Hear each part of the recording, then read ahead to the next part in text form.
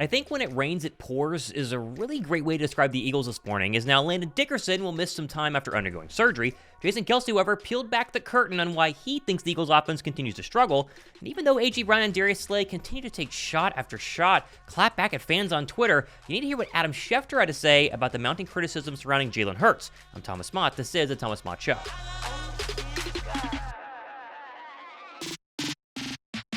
Well, if you're hoping for some solid news to start your Wednesday morning, you were hoping wrong, as now we just got confirmation that Landon Dickerson will have thumb surgery, and he will miss Monday's game, but should be back before the end of the regular season, per Mike Garfolo. And while this isn't the end of the world, Landon Dickerson does have the number 1 run block win rate and the number 3 pass block win rate among all guards in 2023, and of course, losing him, along with Cam Jurgens, who's already missed some time, means expect to see probably Tyler Steen back in the mix this time at left guard, when the Birds take on the Giants in what really has become a must-win game on Christmas afternoon.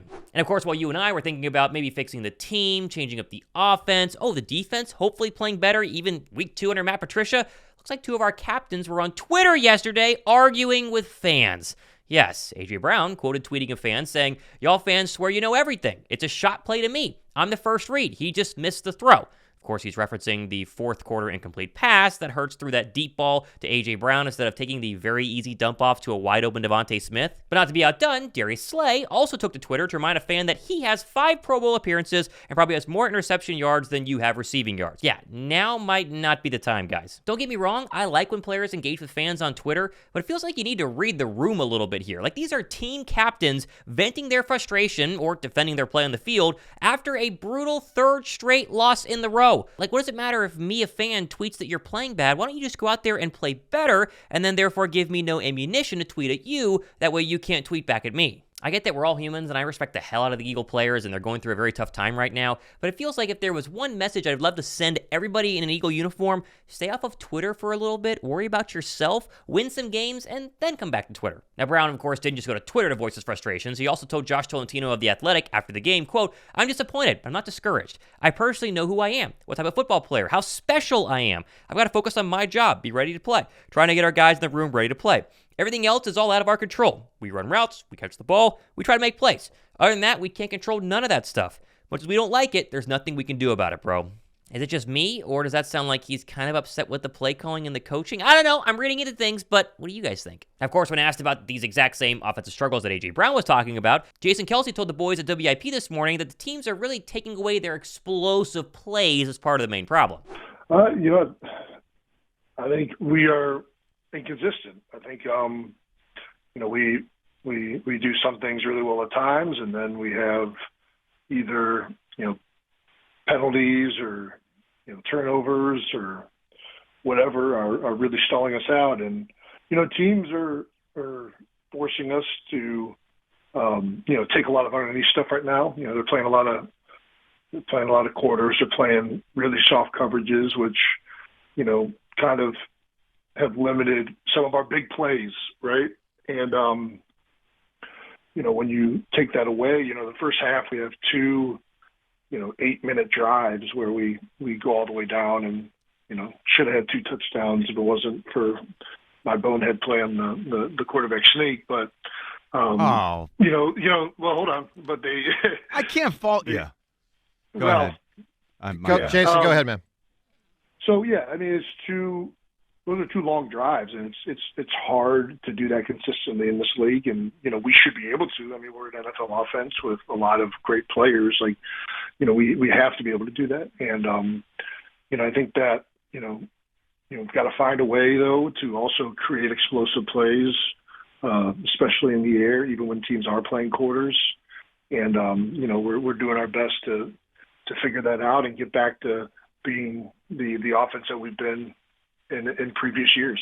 Okay, I hear that, and it does make some sense, but you also give the solution to the actual answers on the quiz in the exact same interview soundbite, right? Like, he's literally telling them that take the underneath stuff. That's what we did. It worked really well for those 2 super long, nice drives. And then we wanted to take shot plays, but of course it didn't work because they were covering our shot plays. Why don't you just take what the defense gives you? Like, why don't you just take the underneath route and let A.J. Brown or Devontae Smith or Dallas Goedert run after catch? Why don't you go for 12 play drives that take up 7 minutes and touchdowns? Like, that sounds fine to me, right? I guess, though, if you are going to take shot plays, maybe don't do them to Quez Watkins. I don't know. Maybe it's a hot take there, but I think, as Shane Half pointed out on Twitter, Jalen Hurts is, 0 for 6 with 2 interceptions and 1 drop when targeting Quez Watkins 20 or more yards down the field in the last 381 days. Watkins has a negative 1.79 EPA per target on these plays. Again, goes back to the whole issue, which we've been talking about for a very long time, play calling. Why are you giving deep shots to Quez Watkins instead of, I don't know, A.J. Brown? Like, crazy thought, right? Also, can we get Rashad Penny in the mix? A little side note here, but even Rashad Penny is giving subtle hints that Rashad Penny wants to play as he retweeted this tweet of his just yesterday. Of course, with everyone being a negative Nancy this morning, it's at least nice to listen to, say, Adam Schefter rip into the critics of Jalen Hurts and the Eagles offense on John Kincaid's morning show on The Fanatic today. What's amazing is I went online to just see some of the comments after the game, and I cannot believe the vitriol, anger at, like, Jalen Hurts. Like, are you really? Wow. I guess I'm missing something at the entire team. It's just like there's so much negativity surrounding it. I know they've lost 3 in a row, but let me just say this, that every team goes through a rough stretch like this. The 49ers, a month ago, lost 3 games in a row, bounced back, and now they're the best team in football. The Los Angeles Rams, when they won the Super Bowl, lost 3 straight games at this time of the year and bounced back. And I just cannot believe how reactionary. I get it, but it's just a little excessive and over the top to me. That's the world we live in, but let's see how it plays out. I'm not trying to say that everything's going to work out great and they're going to bounce, but they've had a good season so far, and they're in the middle of a slump that has exposed some issues that they're trying to address, and they're playing flawed football right now, and they're not playing good football, and they're making dumb mistakes, but geez, I mean, they're probably still going to win the division. They're probably going to play a home playoff game. Or two.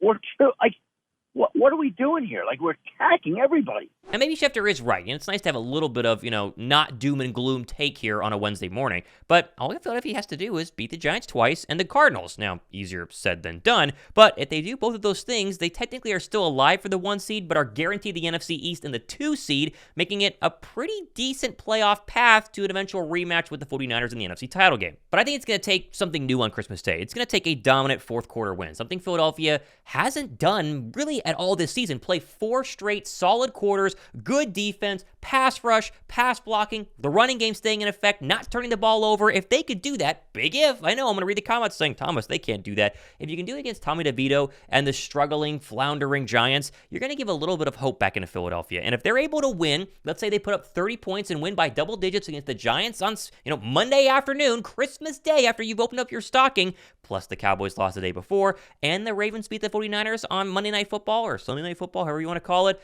I think they see a lot of Eagle fans maybe start to buy back in a little bit. Not fully, because it's the Giants, but a little bit more than where we've seen the past couple of weeks. Now, speaking of buying back in, I'm bought fully into the idea that Matt Patricia has been a net positive for the Birds, especially past Monday night. He was pretty darn good. The defense was really balling out. Keely Ringo looked fantastic, minus, of course, James Bradbury on that final drive. But I'm not the only one who thinks that, as apparently the Eagles think it as well, as Jeff McClain confirmed yesterday that it will be the guy in charge of the defense, Matt Patricia, and not the defensive coordinator, Sean Desai, from what I understand, when talking about, of course, doing interviews and taking on all the different responsibilities that a defensive coordinator will do throughout the entire game week. Desai answered questions last week, even though he was no longer in charge, although most of the questions were about the previous game that ultimately led to Nick Sirianni to demote him. All of that, and then you have competitive advantage that apparently the Eagles didn't capitalize on, or did it really matter at all? And just to put a bow on the whole Desai conversation, I really enjoyed Jeff McClain's interview on Jacob Media when he was talking about just a few days ago that everyone kind of lost respect for Sean Desai and said that he lacked confidence in a lot of different situations. His breakdown here, again, on Jacob Media, was some of the best insight into the Eagles' defensive woes I've seen. Well, I think they tie in together.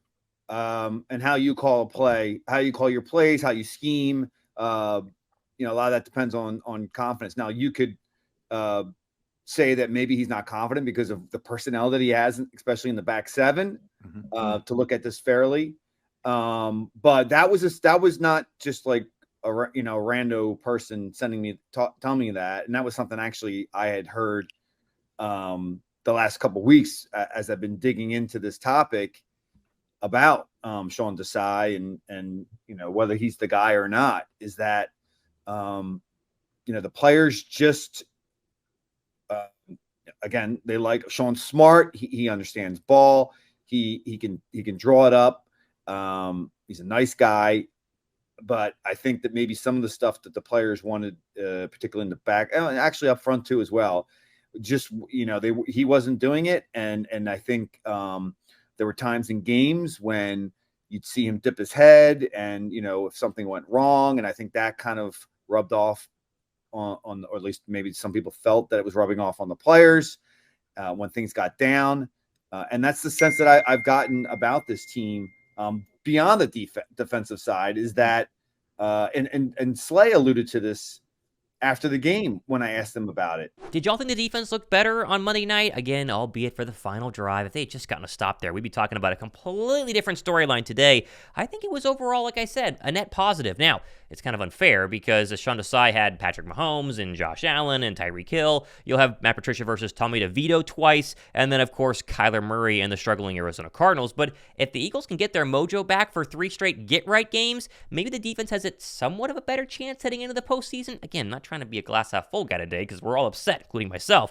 But you can see how the Eagles could get things rolling in the proper direction under Matt Patricia versus the next 3 below 500 struggling opponents. We got plenty more stuff happening the next couple of days and weeks, including our Wednesday link live tonight, which is the perfect place for you to vent your frustrations and ask questions during the live show with myself and Josh Davis, 7 p.m. Eastern time. We do it every single Wednesday, and of course, we're going to get into everything wrong with the Philadelphia Eagles, and if you haven't joined us for one of those, they are a bunch of fun. Hit the notification bell and subscribe, that way you're notified when we go live right there, simply on your cell phone, and bring some good questions, because it's fun to hang out with you guys and answer as many as possible. I'm Thomas Mott, hanging out on a Wednesday. This has been The Thomas Mott Show.